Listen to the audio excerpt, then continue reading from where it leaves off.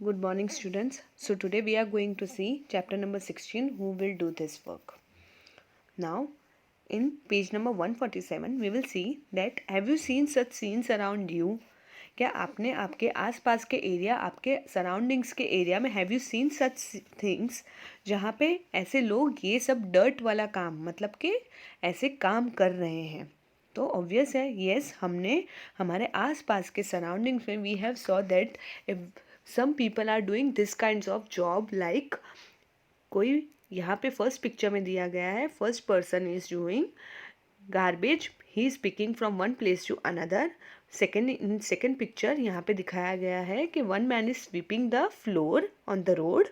Third picture में ऐसा है कि एक गटर में से कचरा निकाल रहे हैं. And fourth one is rag picking, जिसमें से कचरा उठा के एक जगह से दूसरी जगह डाल रहे हैं.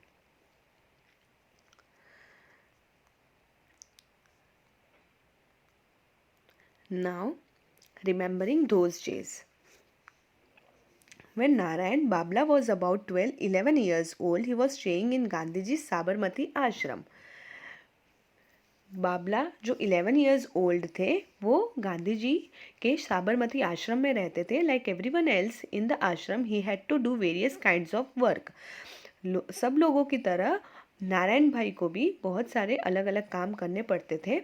One of his jobs was to teach the guests how to clean the toilets. In those days, the toilets were not what we know today. उनकी एक जॉब थी गेस्ट को सिखाना कि टॉयलेट को कैसे साफ़ करना है, क्योंकि पहले के टाइम पे जो टॉयलेट्स आज है वो पहले ऐसे नहीं होते थे. There use to be holes under the which baskets were kept. People set on the holes. Later the baskets hads to be lifted by hand to be emptied. वहाँ पे एक होल होता था, उसके अंदर एक बास्केट होता था. पीपल जो लोग थे वो होल्स के ऊपर बैठते थे. उसके बाद लेटर ऑन वो बास्केट को हाथ से उठाकर खाली करना पड़ता था. It was the usual practice that people from a particular community would do this work. उनको ऐसा लगता था कि एक यूजुअल प्रैक्टिस है कि ऐसे लोग ऐसा काम एक कम्युनिटी के पर्टिकुलर कम्युनिटी के लोग ही करते हैं. But in Gandhi ji ashram every person had to carry the basket to compost pit and empty it there. But Gandhi ji के आश्रम में सबको ये काम खुद ही करना पड़ता था. वो बास्केट उठाना पड़ता था और उनको खाली करना पड़ता था. No one was excuse from this task, not even the guest. ये काम से कोई बच नहीं सकता था. किसी के पास कोई एक्सक्यूज़ नहीं होता था, चाहे वो गेस्ट ही क्यों ना हो. Narayan Bhai remembers how some people used to try and avoid this work. Some even left the ashram because of this.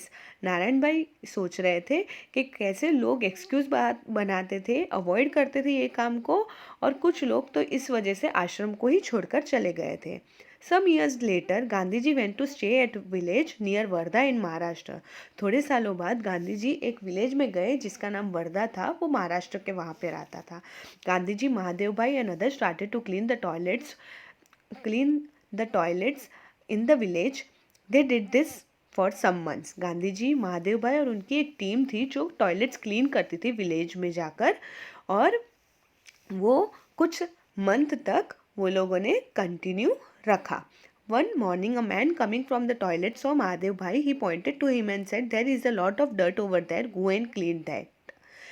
एक दिन सुबह सुबह एक बंदा जो टॉयलेट से बाहर आया, उसने महादेव भाई को देखा और पॉइंट आउट करके कहा कि वहाँ पे उस जगह पे बहुत ज़्यादा गंदगी है. प्लीज़ वहाँ जाओ और वहाँ जाके सब कुछ साफ़ करो. When Babla saw this, he was very angry. He thought the villagers felt that this was not their work. Babla ने ये देखा तो उनको बहुत ज़्यादा गुस्सा आया. उनको ऐसा लग रहा था कि विलेजर्स को ऐसा लगता है कि ये काम विलेजर्स का नहीं है. This was for Gandhi ji and his team to do. उनको ऐसा लगता था विलेजर्स को ये काम गांधी जी और उनकी टीम का है. He asked Gandhi ji why this was so. Gandhi ji replied, untouchability is a serious matter. Lot of hard work will be required to change this. उन्होंने गांधी जी को कहा ऐसा क्यों हो रहा है, तो गांधी जी ने रिप्लाई किया, untouchability is a serious matter. यानी छुआछूत जो है वो बहुत ही ज़्यादा सीरियस मैटर है और उसको हटाने के लिए हमें बहुत ही ज़्यादा हार्ड वर्क की ज़रूरत पड़ सकती है. Narayan knew that the people who usually did this work were thought to be untouchable. Narayan को पता था कि जो ये काम करते हैं उनको हम अनटचेबल यानी उनको हम छूते नहीं हैं. He asked what if the village people do not change their thinking. उन्होंने कहा कि ऐसा विलेज का क्या काम कि अपने सोच ना बदल सके. They have become used to someone else doing this work for them. उनको विलेजर्स को एक हैबिट हो गई थी कि वो उनका जो खराब काम है वो नहीं करेंगे, बट उनको ऐसी आदत हो गई थी कि ये काम दूसरे ही करेंगे. Gandhi ji replied, why don't you think the people who clean also benefit from it. Gandhi ji reply करते हैं, why don't you think the people who clean also benefit.